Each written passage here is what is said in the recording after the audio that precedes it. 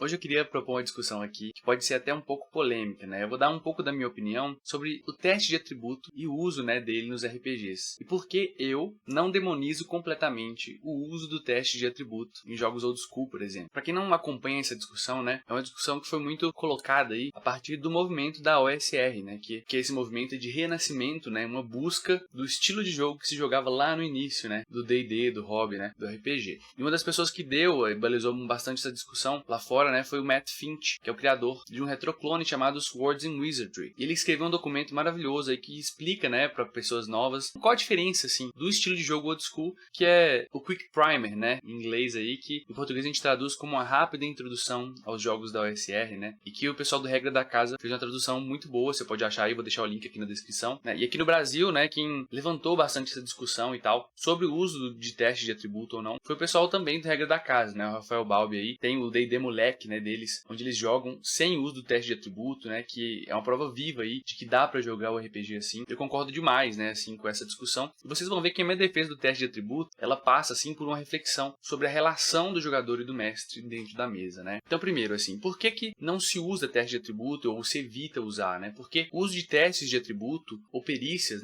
a defesa que se faz, é que muitas vezes ele acaba banalizando, e impedindo que exista uma relação de interação entre o que o mestre e jogador estão fazendo ali. Então, por exemplo, na metodologia, no estilo old school, um ladino que vai, por exemplo, procurar uma armadilha, ele tem que descrever para o mestre: mestre, eu estou passando a mão na parede. Aí o mestre pergunta: como você está fazendo isso? O ladino explica: eu estou procurando por frestas, talvez um relevo diferente. Se eu sentir esse relevo, eu não vou apertar, mestre, eu vou só tentar sentir, talvez limpar a poeira para ver se existe um mecanismo por trás. Eu vou colocar o ouvido para tentar escutar se existe algum som ali. E aí o mestre vai perguntando: beleza, você vai tentar ouvir então? Como é que você vai fazer isso? Você vai colocar o ouvido na parede? E tudo isso aí importa bastante, porque, por exemplo, se o ladino colocar o ouvido na parede, pode ser que aquela armadilha tinha um gatilho para colocar fogo. E se ele colocou a mão apenas, ele vai queimar a mão, mas se ele coloca a cabeça, ele vai queimar o rosto. Então, dentro do jogo old school, a proposta é que o jogador e o mestre, eles não resolvam a coisa numa rolagem só. E que a conversa, a narrativa ali, esse posicionamento ficcional que vai sendo colocado,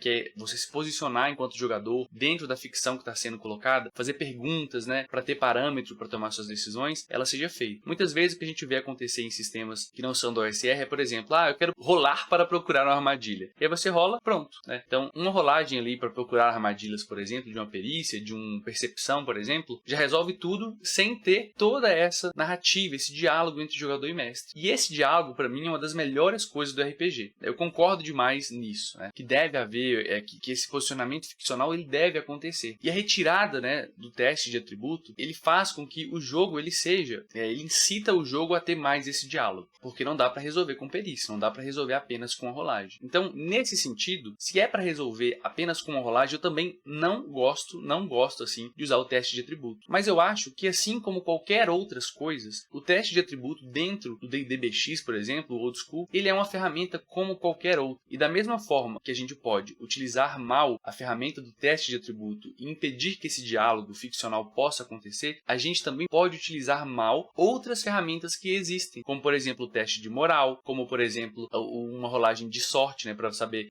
uma chance em 6, por exemplo. Então, por que eu defendo o teste de atributo? Porque eu acho que, assim como qualquer outra das ferramentas, ele pode vir a ser bem utilizado. Tudo depende de como e quando você faz e pede esse teste. Se a gente pede uma rolagem, interpreta essa rolagem apenas como um número, por exemplo, no caso do atributo, é lógico que alguém que tem mais força e tem um modificador maior vai ter mais chances de passar, por exemplo, um teste de atributo de força. Então, se ele já tem esse modificador maior, será que muitas vezes faz sentido eu pedir esse teste de atributo?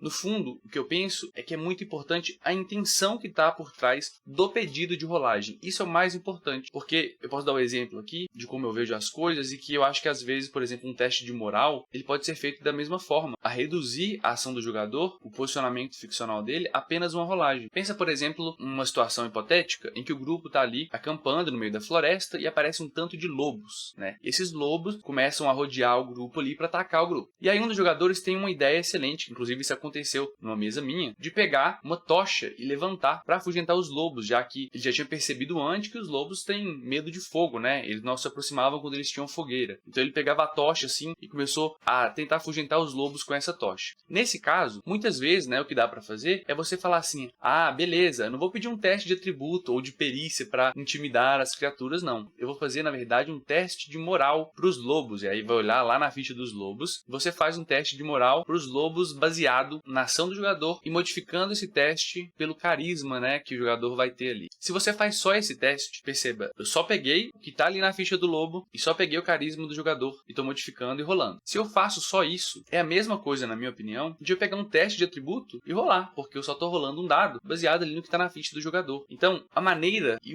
o modo como eu peço a rolagem, ela influencia bastante. Então, percebam, nesse caso, né, eu acho que fazer dessa forma que eu acabei de descrever seria um tanto quanto improdutivo, né? O que eu acho que seria interessante? É lógico, né, que tem uma chance dos lobos estarem realmente famintos e irem em direção aos jogadores mesmo com fogo, né? Isso tá ali, essa voracidade dos lobos tá meio que representada na dificuldade do teste de moral. É lógico que o jogador também tem um carisma mais alto, mais baixo, que pode influenciar nisso. Mas se você não leva em consideração a ação que o jogador teve, de pegar a tocha, a ideia boa que ele teve, e ajuda isso, né, e modifica essa rolagem, né, ou seja, o posicionamento dele na ficção modifica a rolagem. Ele vai ter mais um bônus ali, porque a ação de pegar a tocha é realmente muito boa. Se você não considera isso na hora de pedir rolagem, ou mesmo assim, às vezes, dependendo da ideia, nem precisa rolar, gente. Mas se você não leva isso em consideração, acaba dando na mesma. Pelo menos eu acho assim, né? Posso estar errado também e queria bastante que vocês pudessem comentar aqui, né? Porque talvez eu esteja não percebendo uma questão, né?